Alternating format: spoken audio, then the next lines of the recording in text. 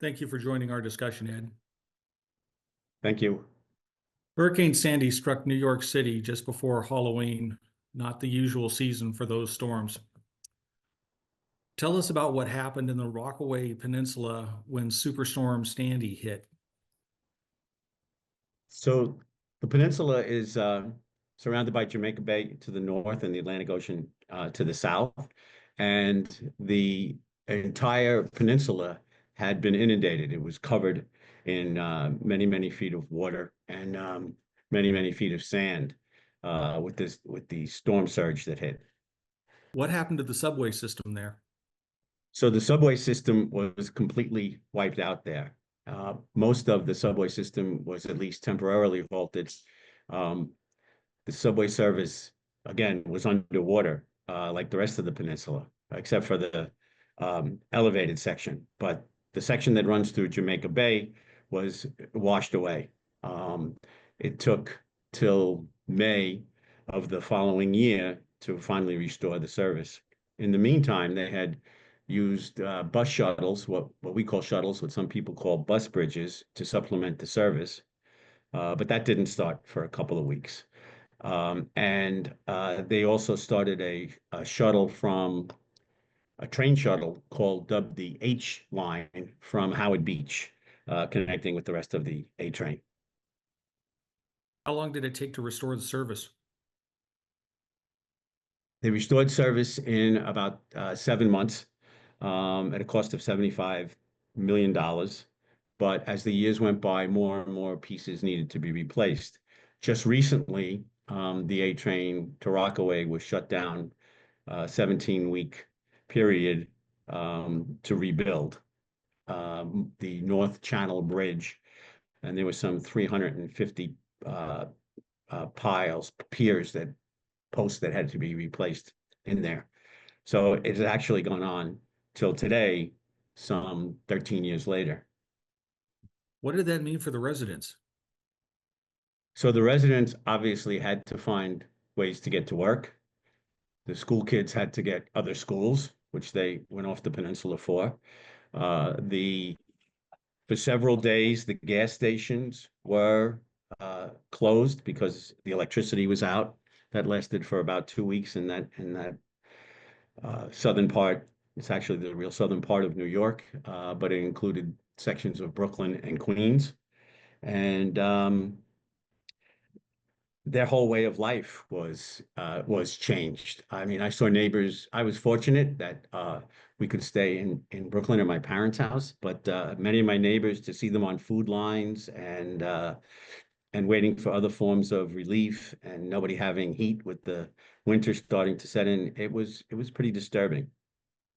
We often think of transit workers as always on call, but they are also parents, caregivers, and neighbors. What challenge did the workers face balancing their duties with the family responsibilities? So they faced the decision on whether to later face discipline or other repercussions at work, or to sacrifice their family. Um, I was the secretary treasurer of Local 100, and after Katrina had hit, the New York State Assembly, several years later, the New York State Assembly had convened a hearing and had asked the MTA at that time if they had a list of bus operators and train operators who lived in those areas, in the flood-prone areas, and to determine whether they had childcare or elder care and were able to help out in the emergency on a full basis or only on a limited basis. I'm still on the list with the CDL, with the commercial driver's license. I never got a call. I never got an email. I never got a text to find out in the time leading up to Sandy. What role did the city and other emergency relief organizations play in the recovery? Well, after there were fires in several neighborhoods in Rockaway, but after the fires were put out and emergency services had calmed down and the 911 calls had calmed down, the real heroes of the day were the sanitation department that set about to clean everything up. Um, there's a parking lot at a public beach that holds 3,000 cars, built as a WPA in the Depression, and that was filled with debris. and sand and other things. So at the St. Patrick's Day parade, which happened in March, uh, the sanitation delegation to the parade got the biggest cheers. In fact, Mayor Bloomberg, who was not all that popular, not as popular as he once was in Rockaway because of the slowness of the rebuilding, was smart enough to march with the sanitation so that he wouldn't get booed. Um, Next to them were the Latter-day Saints, um, which spent over 300,000 hours in Rockaway. They went Mhm. door to door asking people if they needed batteries, and they had a whole checklist. It was incredibly organized and incredibly helpful. The Red Cross had run into some problems, according to some news reports at the time, um, and so that they were mixed. But by and large, those two were the heroes: the sanitation department and the Church of Latter-day Saints. I remember the marathon was canceled at the last minute. Can you tell us how that benefited the recovery? So I was outside of my house shoveling sand, as if you would shovel snow, because it was two or more feet high in most places.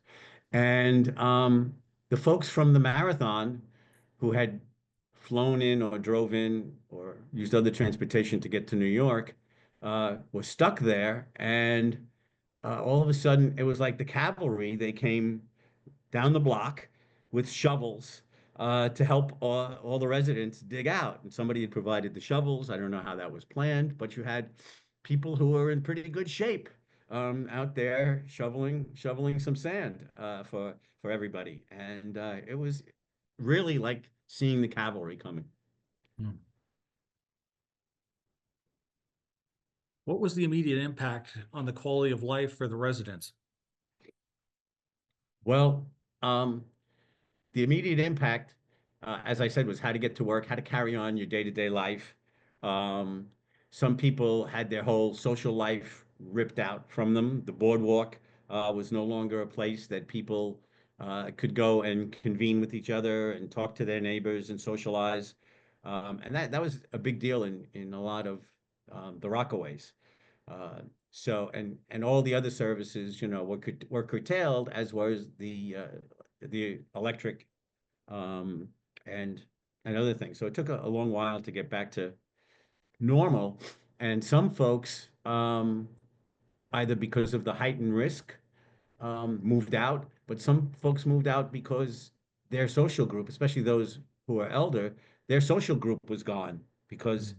that the social group of their friends and families had taken them to a place where there was less risk. And so there was a tenant on my block, and she had to say goodbye to everybody because her social group had disappeared. Ed, are there any photos that you can share with us about Rockaway? Um, yes, I can. So these storm clouds were the remnants of Hurricane Irene in 2011.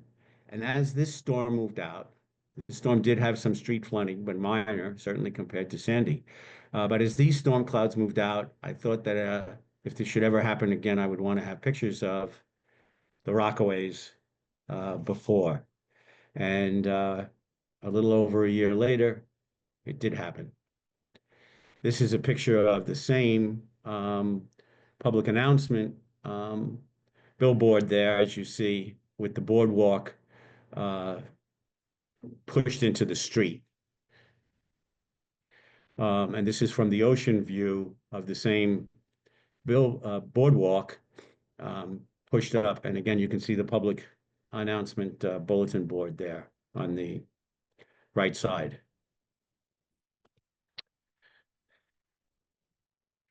This is what happened to some of the cars that were just across the street. Um, and and you can see the cement there is picked up as well and thrown around like they were nothing. A truck.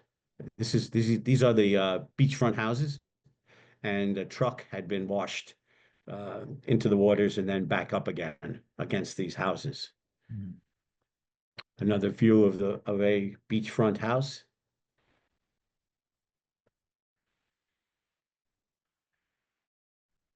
Yeah, another of the devastation there. Down the width of the beach were impacted severely.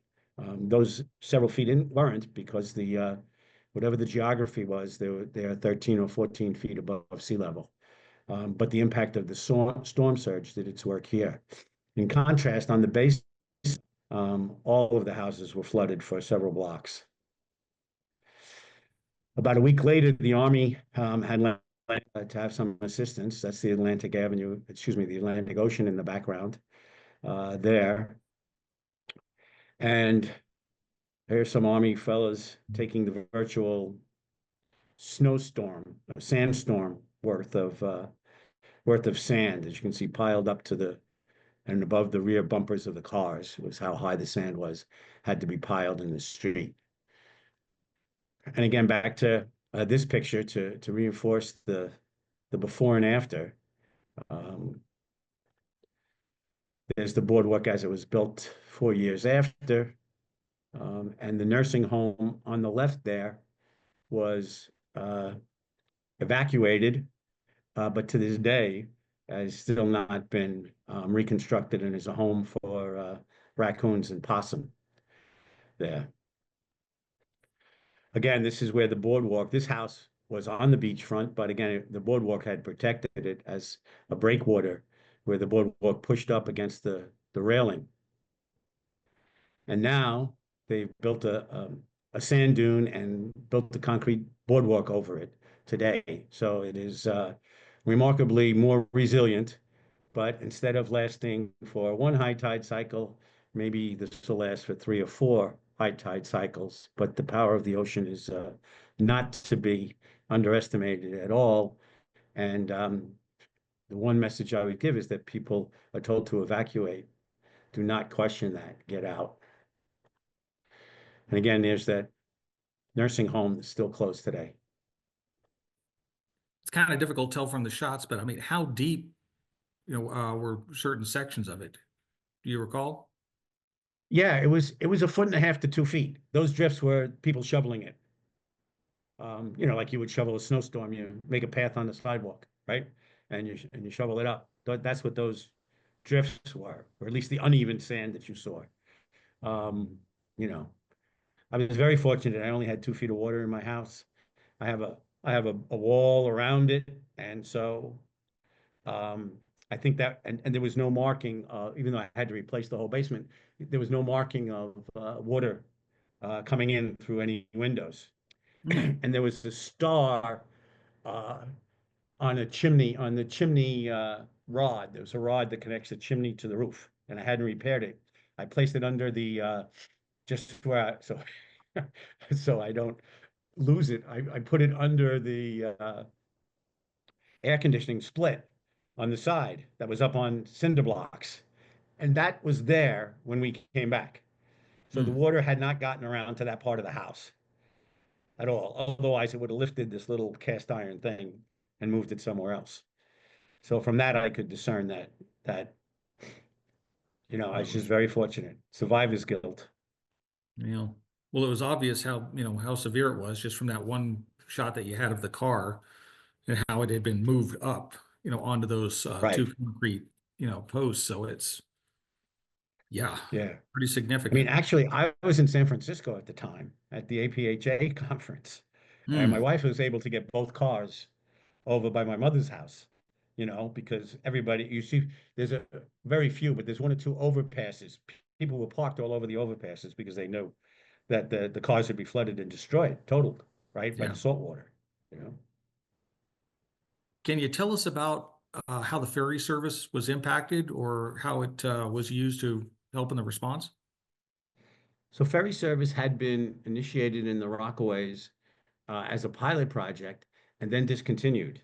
Hmm. So at this point, after the A train was out, the ferry service uh, provided a lot of relief for folks, especially those that worked in downtown Manhattan. It goes to Pier 11, which is in the Wall Street area.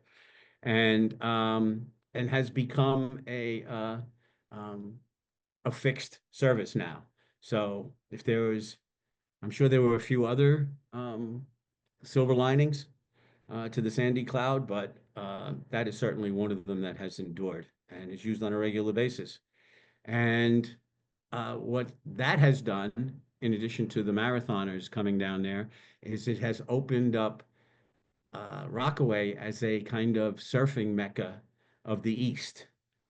So people are all, again, the same fellows who were in shape decided to say, wow, if I'm in New York, I can go surfing. And they're out there in their wetsuits and their dry suits all winter long surfing. So again, two silver linings. Well, thank you, Ed, for sharing your experiences with Rockaway. Um, it's good to hear that there was a substantial response and recovery effort made. Thank you. Yeah, thank you.